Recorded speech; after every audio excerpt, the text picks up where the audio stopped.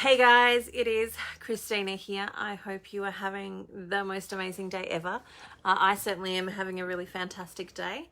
Yeah, it's been a really good day all round. I'm finding, because for those of you who don't know, I'm actually just in the process now of starting to, I'm going to click that share button that's there. So I'm in the process of actually starting to write a book, which is a really, it's one of those experiences that I've had in my mind that I want to do this for a really long time, but I haven't actually gone about the process of making that actually happen by putting aside time to do it. And I've written little bits and pieces here and there. And of course, if you've read any of my Facebook posts, you'll know that there's some stuff here and there as well. If you read any of my blog posts, you'll know that too. Hi, Talina. And so it's been this new experience of me going, no, now is the time. Now is the time to actually share this. It's time to create this. It's time to do this. And so what I'm actually doing is getting up at 5:30-ish, 6-ish. My alarm is set for 5:30. I sometimes don't make it up until like 6 or 6:30. But I'm working on it and I'm committing to doing it. And so I'm starting this new rhythm for myself, which is actually surprising, and it's astounding in the sense that I didn't anticipate what might actually come out. And I remember the very first morning of doing it, I'm sitting there at my computer, and I'm just starting to put in there things like, I'm just writing lists. I'm just writing things like, I want to talk about decisions deferred, and here's a couple of other topics that I want to talk about at some point in time. And then suddenly the download came of like, okay, here's what it is. And, I've committed to writing 500 words 5 times a week. And instead of just writing 500 words, what came out was like, 1,200, not 1,200, but 1,200-ish words. It was a little bit more than that by the time I, chopped out some of the beginning stuff. But yeah, so I had all of this stuff that just came out and it just flowed. And what I'm finding is actually by doing this process of my writing in the morning, then we go start breakfast. And, my goal is to get up early enough so the kids aren't up yet, or, the house is still quiet. That's the goal. The house is still quiet and peaceful when I get up and I start my writing process. And then, we move into breakfast and we move into schoolwork and we move into, for me, it's appointments. For the kids, it's doing some of the things that they're interested in, all of that sort of stuff. And so it's a rhythm that I had not anticipated that would feel really lovely, that would feel really nice for me. And it helps the rest of my day kind of flow because I've just gotten so much more of my day. But the other aspect for me is that I often work really late into the night. So there's going to be a little bit of challenges there. And of course, oh my gosh, we've got daylight savings next week, which is another thing that's going to throw another brick under the bus, getting up earlier. But I'm just going to trust that the process will continue and I will continue to have amazing things come out of it. So that's some of what I'm doing at the moment with writing my book, and you'll see snippets of it starting to come out, stuff that I want to share with you guys, all of the stuff. But what really got me started on the book is that I really wanted to write a book, and I've got about 3 actual books that I want to write. One of which is like my herbal recipes book, where I get to draw all the beautiful illustrations along with writing the recipes for the herbs and what the herbs do and all of that sort of stuff, so that people can buy the book and it feels like they're actually getting my journal, which is what I want that book to be like. But that book is getting processed every month. I'm adding more to that book by doing the things that I do in the Naturopathic Life membership. When I'm teaching about a new thing, then a new page and a new couple of pages gets added to that book. So that book is a little bit more of a slow burn when it comes to getting it done and getting it released. But this book I'm aiming to get written in the next 3 months. So around Christmas, I want to have this finished by and be starting to then do the next revision and piecing it all together and making sure it flows and all of that type of stuff, so that early sometime next year, I'll have that book out. But in order to do that, in order to get that book written, I have to make a decision to do things that I have not done before. I've not gotten up early before and sat down and wrote every morning. I've not committed to writing 500 words, which isn't actually a whole lot of words when you really start to sit down. but it's achievable. It means that, you know, those days when I don't really feel like writing, I have the ability to write 500 words. But on the days when I really do feel like writing, I can write more words. And so in order to get that book created, I have to do things that I've never done before. And I have to do them reasonably consistently if I want it done in a short period of time. Like I could write a book over the next 10 years. I don't want to take 10 years for my first book to come out. I would like it to be within the next 6 months that my first book has come out. And so I've got to do things that I've not done before in order for that to happen. But the same is true around our health. And this is where embodied has come from, because I realized that, you know, as I woke up in the morning and I, you know, did one of the routines that I usually do is to go to the scales and I weigh myself, and then, you know, I go to the kitchen and I make lemon juice and water and I consume that while I'm writing. I might test my blood sugar so that I know what's happening there. That's part of my regular routine to do. And so what I was realizing was, you know, I keep a record of those numbers. I put them into my phone so I can chart them and I can see what's happening. Hi, Kirsten. And so as I was putting those numbers in, I was recognizing the pattern. And the pattern was that my numbers were consistently coming down. For the last year, my numbers in regards to weight, for example, had been consistently coming down. And it wasn't that for the last year I've been eating super healthy. You know, I haven't. I've done all the things that I know I shouldn't do. And I've done all the things that I know that I should do. Like, you know, for the last month, my family have been back on GAPS, and that's where you're seeing these photos coming through of what we're eating. But what I was noticing, that those numbers were still coming down, even though I wasn't always doing the right thing in regards to caring for my body. And what I had been doing though was I was doing the mindset work, like behind the scenes. And I had this niggling feeling for a while because, you know, I can give you a diet that's going to make you lose weight, but if you don't actually do the working of that diet, you're not going to get the results of it. If you don't eat the food, you know, for some people, they're not eating enough food in order for their metabolism to reset. For other people, you know, they're eating it at times that their body is not going to really benefit from. And so, you know, if you don't do the things that you need to do in order for that diet plan to work or that meal plan to work, then you're not going to get the results in what's happening with that. And it's the behind the scenes element of that actually is the thing that really kind of gets me, you know, juicing, in the sense of like, I love to look behind the door of the brain.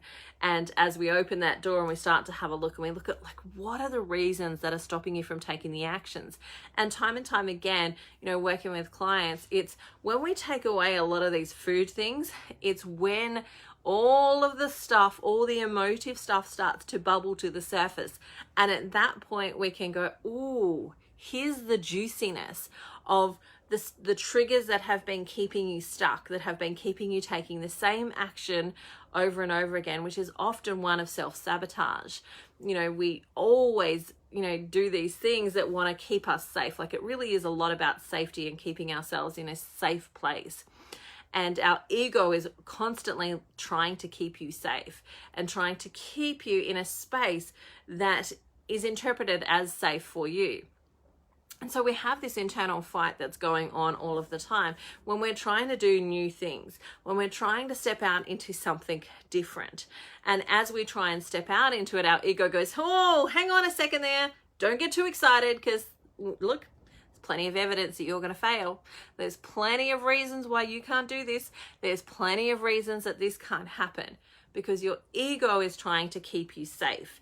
And as it tries to keep you safe, it throws all this stuff at you, all of these reasons why you can't succeed and why you can't have the thing. Or suddenly, for example, the chocolate cake that you've not even noticed ever before in the shop that you've gone into a million times is suddenly like highlighted, and all you can see is this chocolate cake, and it looks delicious and it looks tasty, even though you haven't actually been able to see it before. It's because your ego is saying what you're doing is unsafe. We don't know what that's going to look like. Like, if, for example, you actually lost the weight that you wanted to lose, what might happen? What might happen if you actually lost the weight that you wanted to lose? What might happen if you actually started getting the money that you wanted to make? What might happen if you suddenly started to get the health that you have been saying that you want to have? And the answer to that is you might be able to think of a couple of things like, well, if that happens, I'm going to be fantastic. And that's usually the answer that I get from my clients, until we start digging in a little bit more to what's the drivers and what are the factors that keep us stuck here. And as we dig into that, often there's some fears there of, well, if I was really healthy, I wouldn't have an excuse to just lay around and do whatever. But actually, can we reinterpret that? Because are you just laying around, or actually are you nourishing your body by resting?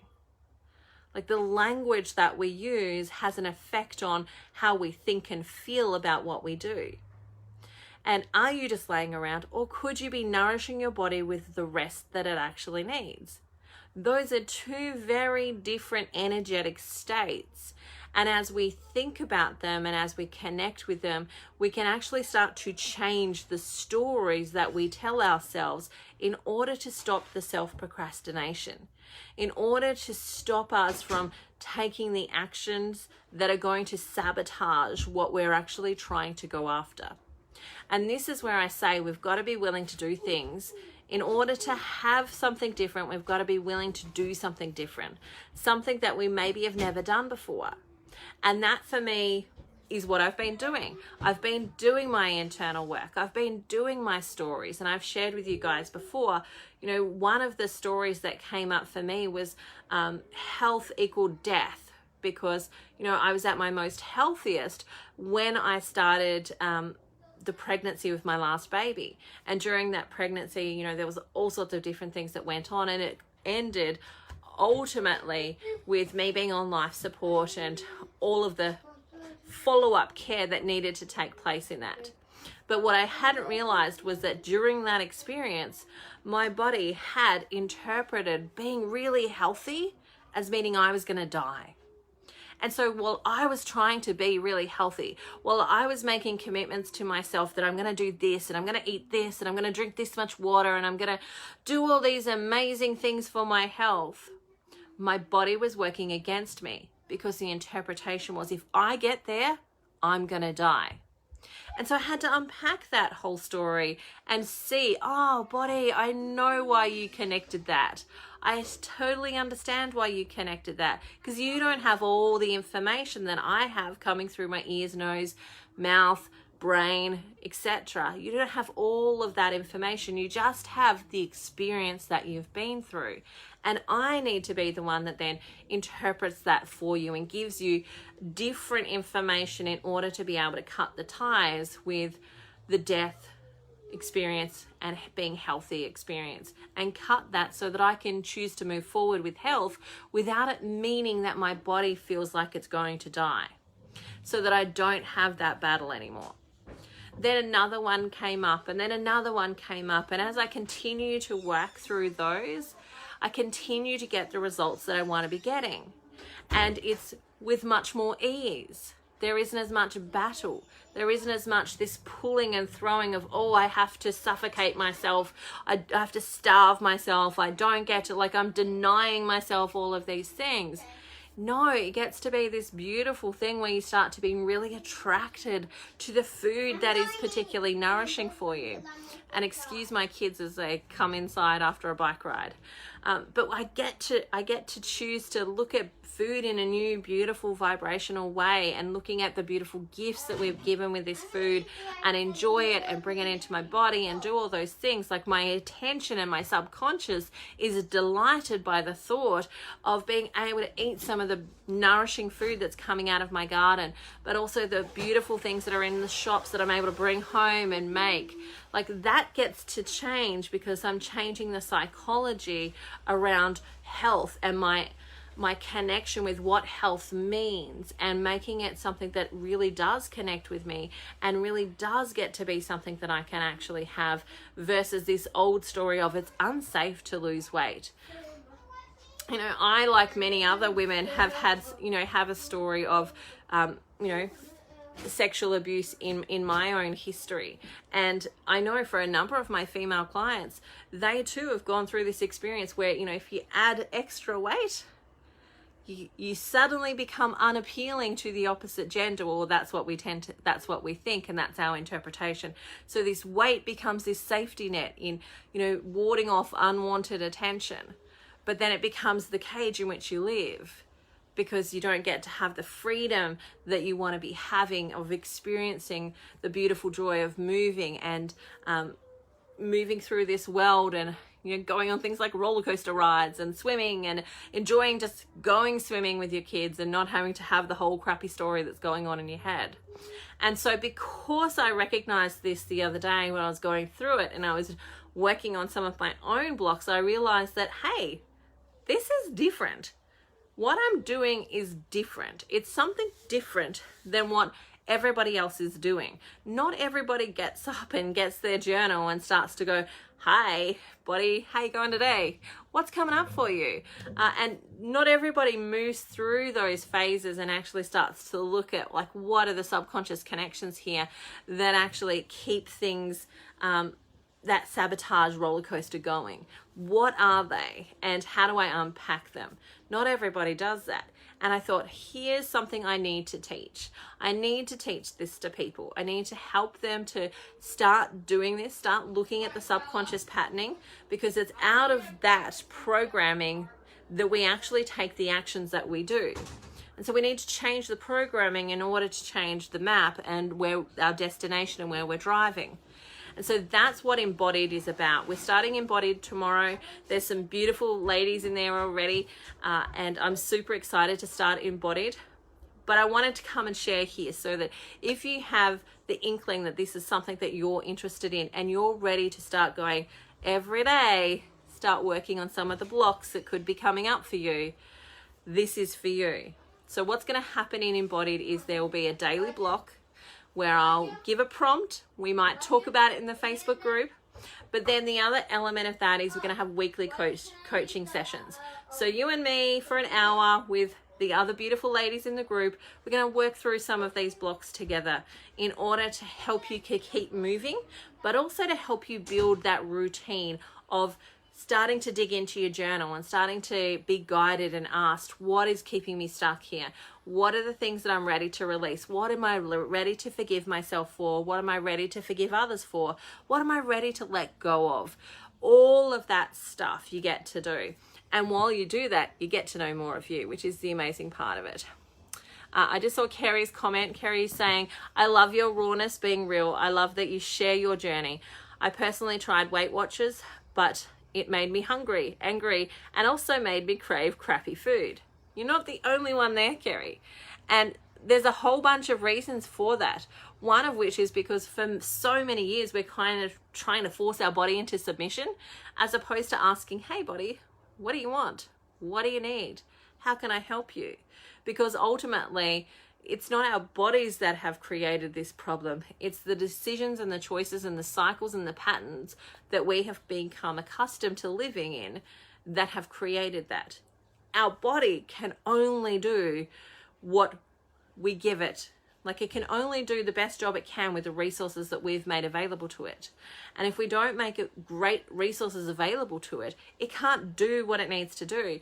And there's that idea again, and this is one of the things with, you know, sort of Weight Watchers and programs like that. You could talk about Jenny Craig. You could talk about any of those ones where you're calorie restricting. What's actually happening there is it's not the calories that are the problem. It is how your body is utilizing what it's got and actually what it actually needs. Because I often find with a bunch of my clients who are, you know, carrying extra weight and they want to lose weight, is I'm telling them, you need to eat more food. And they're like, no, but I need to eat less food. That's what I've been told forever and a day. I need to eat less food. I'm like, no, Your thyroid needs you to eat more food because your fire in your gut has gone out. That fire has gone out, and we need to stoke the fire. And we stoke the fire by putting more food on it, more fuel on it. We build it up slowly until we've got a roaring fire, and then we can put the logs on it where we're, leaving longer periods of time in between meals. We can then put the logs on it. But if we listen to what your body needs when it needs it, you can give it what it needs. But if you've learnt, like myself and so many others, to ignore what your body needs, to not listen to it, to ignore the symptoms of what your body is saying, then you won't hear those messages effectively. And you hear those messages more effectively when you get out of the subconscious way of why you continue to do the behaviors that you're doing, even when you know that they're not good for you. So for anyone who wants to chat with me, you can send me a message and ask me more about Embodied. I'm happy to chat with you. But if you know that you want to jump in, it's in the header of this page. If you click on my name, it will take you to the whole page, and the link is in the header. I'll come back later and we'll put that in here. But if you want to talk more about this, whether it's going to be something that's useful for you, chat with me in the chat box. Come message me. You're totally allowed to do that. But it's something that's really important, and it's something that I do with a lot of my clients about changing what the subconscious patterning is around health, nourishing yourself, what you're allowed to have, how you're allowed to have it, and actually starting to listen to what your body is saying. Jackie's saying, I'm keen, but I'm worried about it being at the wrong time for me. Can I fit it in right now? Yeah, I totally get that as well. And of course, like, the course will be open forever and a day. If you do some of it and you come back and want to do some more of it, like, it's something you can continue to come back to. The only thing that won't be still available will be those Zoom sessions where we're doing the group coaching. And Jackie, the group coaching is right before our gap sessions. You're always on time, so maybe you can make it. All right. How many boxes of tissues do we need? Oh my gosh, totally. It's the toilet paper situation. Go get the boxes of tissues, clean out the supermarkets. It's about growth and healing and taking that journey with yourself. And, it's something that you can take and do over and over and over again, in the sense of, like, for the next 30 days, as you establish that routine of digging into what your subconscious patterns are, what's driving your bus, you'll find more triggers, and you'll do that all your life. Like, I don't ever get to the point where I'm ever finding some of my triggers. I just find new ones, and I get to grow through them, and I get to establish new things in myself, and I get to move deeper into who Christina is and who she gets to be in this next year, in this next moment in time. It just keeps going, and I keep getting to heal, wounds that have been established, and I keep getting to, go on this journey with myself and all of you who decide to come with me on self-discovery and get to know myself even more. And for me, that's an amazing part of the journey. All right, that's it for me. If you have any questions, let me know. I'm happy to answer them, and I will catch you next time. Bye for now. See you later.